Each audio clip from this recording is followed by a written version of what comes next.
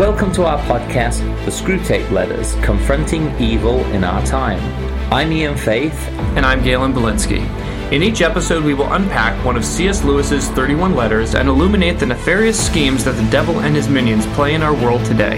Understanding how the demonic forces seek to separate us from God helps us to expose them, reject them, and pursue Jesus as the center of our lives. Subscribe and join us and our guests on this journey, The Screwtape Letters.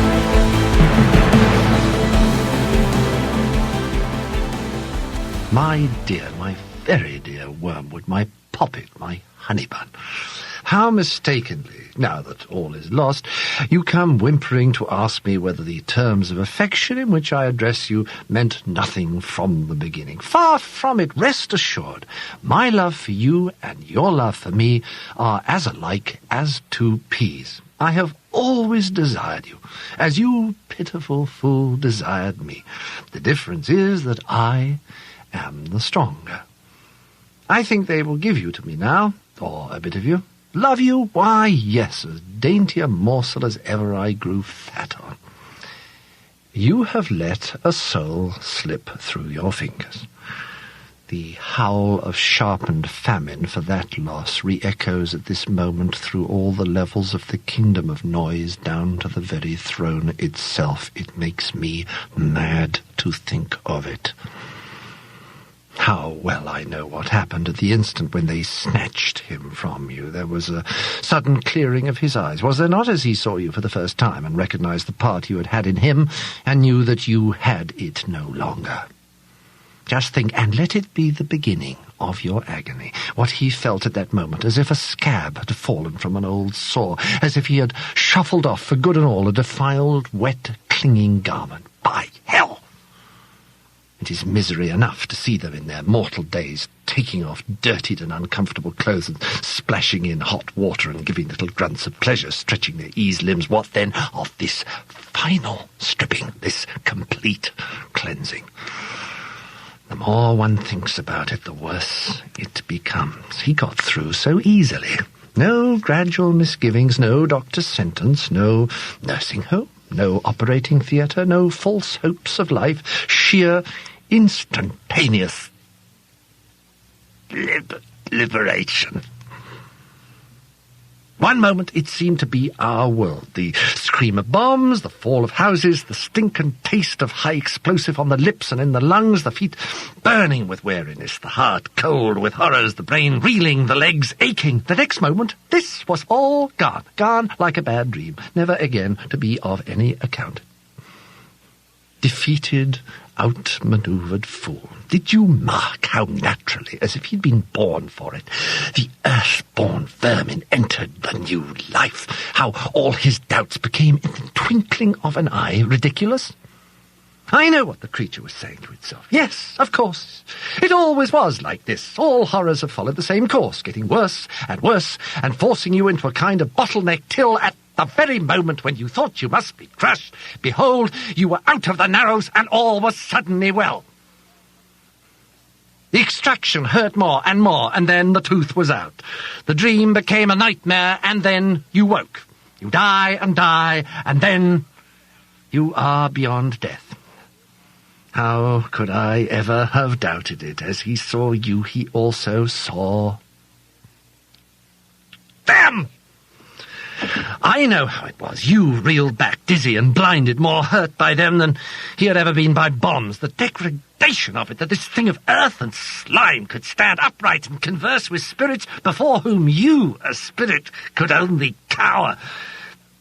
Perhaps you had hoped that the awe and strangeness of it would dash his joy, but that is the cursed thing. The gods are strange to mortal eyes, and yet they are not strange. He had no faintest conception till that very hour of how they would look, and even doubted their existence. But when he saw them, he knew that he had always known them, and realized what part each one of them had played at many an hour in his life when he had supposed himself alone, so that now he could say to them one by one, not, "Who are you?" but, "So it was you all the time." All that they were and said at this meeting woke memories, the dim consciousness of friends about him, which had haunted his solitudes from infancy, was now at last explained. That central music in every pure experience, which had always just evaded memory, was now at last recovered. Recognition made him free of their company almost before the limbs of his corpse became quiet. Only you were left outside. He saw not only them, he saw him. This animal, this thing begotten in a bed, could look on him. What is blinding, suffocating fire to you is now cool light to him, is clarity itself, and wears the form of a man. You would like, if you could, to interpret the patient's prostration in the presence, his self-abhorrence and utter knowledge of his sins. Yes, Wormwood, a clearer knowledge even than your own, on the analogy of your own choking and paralyzing sensations when you encounter the deadly air that breathes from the heart of heaven. But it's all nonsense. Pains he may still have to encounter, but they embrace those pains. They would not barter them for any earthly pleasure, or the delights of sense, or heart, or intellect, which you could once have tempted him, even the delights of virtue itself, now seem to him in comparison but as the half-nauseous attractions of a raddled harlot would seem to a man who hears that his true beloved, whom he has loved all his life and whom he had believed to be dead, is alive and even now at his door. He is caught up into that world where pain and pleasure take on transfinite values, and where all our arithmetic is dismayed. Once more, the inexplicable meets us. Next to the curse of useless tempters like yourself, the greatest curse upon us is the failure of our intelligence department. If only we could find out what he is really up to. Alas, alas, that knowledge, in itself so hateful and mawkish a thing, should yet be necessary for power. Sometimes I am almost in despair. All that sustains me is the conviction that our realism, our rejection in the face of all temptations, of all silly nonsense and claptrap, must win in the end. Meanwhile, I have you to settle with. Most truly do I sign myself your increasingly and ravenously affectionate Uncle Screwtape. So welcome back to the Screwtape Letters podcast, Confronting Evil in Our Time. This is letter 31. We're coming to you from the Homecoming Winery in the Poconos in Saylorsburg, Pennsylvania, which is, Galen, your amazing venture, and you can come to the website, see pictures that we've got, some video from the time we spent here recording the last two letters as well. But this has been a real amazing pleasure. Hasn't it? It's been a fun journey. I want to thank you also, Ian. We had kind of talked about this for months and months before we ever started the podcast. So thanks for looping me in, being the person to sharing the idea. It's been a really fun journey. Some pretty powerful content through the chapters, and we made it to the end. We made it to our final day, right? As the patient had. Yeah, right. And you think about it, right? I think this is one of those other moments that God brought us together. Yeah. Because people in life could say, yeah, it's just coincidence, but I think it's so much more to it. Like, you couldn't have done it without me, but I could never have done it without you. I don't know if there's anyone else out there that I could have had this experience with. It's been amazing. We're at the point in letter 31 where the patient dies. It's over. It's over for him, and it's over for the demonic. Yes. Yeah. And it's interesting, we don't know, I don't know, did a lot of time elapse? Is this did this kid get back from the war and then he died of old age? No, I think he dies as one of the wardens in the area. He's helping with the bombs coming down. He's putting people in bomb shelters, and he dies. That's how I get the feel. Sure. That it wraps up in that way. And that's a moment where, and they have this great line in there where he says, the corpse, the torso goes limp, and all becomes quiet. And that's when he meets Jesus. Right. That's when he meets the Trinity. That's when he meets the angels. That's when he actually also meets Wormwood. He catches a glimpse of them anyway. Right. You know, there's that moment taken up into glory, and he becomes only spirit at that time. Yeah. And can see the unseen realm as it really is. You know, we only catch very little glimpses in this life. But he does. He sees Wormwood, and he sees some host of spiritual beings, you know, greeting him in heaven. Presumably the angels, perhaps the Trinity. Yeah. You know, we're not exactly sure. But it is beautiful, and for anyone who's reading these letters and reading the book, if you hear John Cleese narrate the last letter, there's a beautiful poetry to it. Right. That's so unlike all the other letters in here, especially the way he talks about when someone dies and finally meets the Lord. Right. And I nearly teared up a little bit on that, because it's so well done. And then to think, and we've talked about this, is how can John Cleese not be, after this experience, be the most relationship with God person you've ever met in your life, right? And it's still a pretty hard atheist from what we understand. Right. But yeah, I think what's really amazing is it's a great dramatic reading all throughout the 31 letters, and thanks to our buddy William, who made it 31 and not 29. He helped us find those last two letters. But all of the recordings from John Cleese, really dramatic, entertaining, very engaging, but the pain in which he's reading it as a demon to going through suffering gives it this sort of very, very celebratory beauty for the person knowing that this guy made it to heaven. So it's pain for the demonic, but it's beauty and rejoicing for us. And watching the demonic respond in that pain, the way he reads it, almost gives a very melancholy, like you said, it was tearing up at times, like it's over, but it's good. Yes. You know, and that really is, it's the goal of the believer is to make it to the end. You know, there's a doctrine in Christian theology, and I don't like to be too much in a box. I'm this or I'm that, but there's some good teachings, specifically one called the Perseverance of the Saints, which basically says you really don't necessarily, you know, the only day that really matters is your last. Whether or not you were really truly walking with Jesus, there's a passage in Scripture that says some people who are walking with the Lord turned away, and it says they went from us because they weren't ever really among us in the first place. The Perseverance of the Saints says, but the day that matters most is your last day with Jesus, when we enter into glory. And this guy, and the demonic was holding out hope, not sure if this guy was truly saved, truly a believer, hoping they could get him off the path. But this guy finished the race. He finished strong, and he entered in the presence of the Lord. And I think it's a good thing for us to see. That is our hope. You know? Yeah, it really is. And through here, it's interesting, this whole book, because it's always been described as satire. And I don't see it as satire. And maybe I'm seeing it wrong, because I just don't.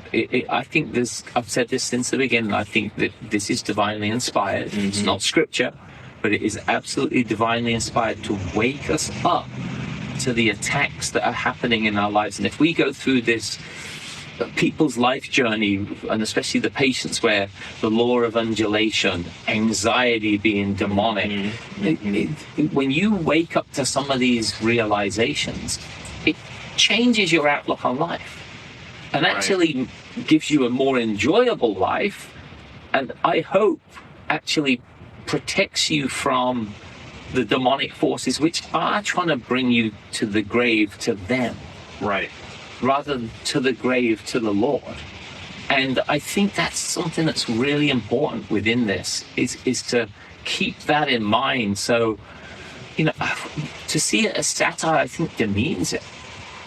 I mean, it's certainly astoundingly insightful. That's the right word. It's insightful. Yeah, Absolutely. I mean, it has a level of perspective and insight to put into words spiritual truths that we tend to overlook and not realize and unpack the tactics that Satan uses. But I think it's incredible seeing this chapter. It begins with Screwtape almost hinting at the fact that he's going to eat wormwood. Right. Like, this guy has failed, and it just is so true that the life of the demonic is dog-eat-dog world, steal, kill, and destroy, and there's nothing but bitter infighting, even among the demonic. The older demon is going to ruin is going to, wormwood will be delivered to him, or at least bits of him anyway. Exactly. Tear him up. There's the satirical little bit, right? But the way, and maybe that's where the satire is, but I don't see it when he's talking about the demonic challenges that we have on Earth with God. That's not fiction. I mean, it's a fictional take. It's a fictional storytelling of true realities. Yes, it's really what the book is doing. But I think it's amazing how even in that chapter, we see the infighting. We see the despair of the demonic when there's rejoicing. We see them not even be able to comprehend how a God who could receive his own children who he saved and redeemed into glory. They can't even comprehend it. What is he even up to? Right. They say. Yeah. That the demonic is so hung up on stealing, killing, destroying, infighting, and all they're trying to do your entire life is distract you, fuddle you, to use the word early in the book. Great word from constantly pull you aside with this negativity, this evil, nasty angst. Because that's all the demonic knows. Yeah. That's all the demonic knows. So it's interesting because friends of mine have said, since you've been doing this podcast, we've seen a positive change in you, which is a beautiful thing for them to say. And we talked last night with your wife about my testimony around my brother who was a non-believer who saw my mother actually at a point of death. Right. And he's a non-believer, and he said, I saw angels take her away. And when we said to him, you're not even a person of faith, how can you even say that? He said, I'm just telling you what I saw. Wow. And going back to letter 30, when they're talking about empirical realities versus, things like love and that, he saw something that he can't describe. And I know there's a lot of our listeners out there who have people who have died. They want to have some kind of sign. My wife always said, I want some sign from my mother. And a lot of people say that from people who have passed away. Well, amazingly, you'd have thought the way God works, the way God works is obviously a mystery and it's amazing, but the one person in my family who doesn't have faith had the most incredible experience. Right. He had a little level of insight, and I hope and we'll pray that might be something that God uses in his life. Because a lot of times it's these little things along the way that kind of bring us to faith, and hope and pray that is something that's instrumental in his life. But yeah, I mean, it's catching that glimpse and seeing really what happens at the end. Like I said, the only day that truly matters is our last day. And the way C.S. Lewis poses it in here is that at that moment of death, you have this amazing meeting. It isn't delayed. Right. It's immediate.